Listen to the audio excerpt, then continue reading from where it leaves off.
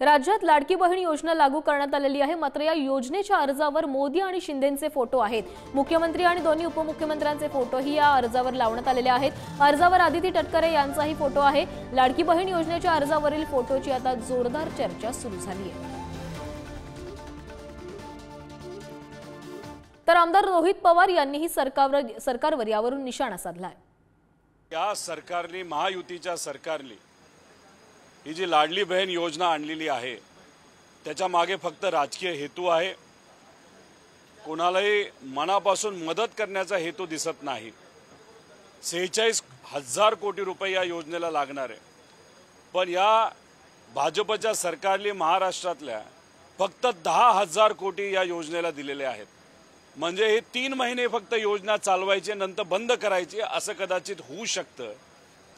फक्त इलेक्शन डोळ्यासमोर ठेवून आणि लोकसभेला जो झालेला पराजय आहे या सरकारचा, त्याच्यामुळेच ही योजना आणलेली आहे।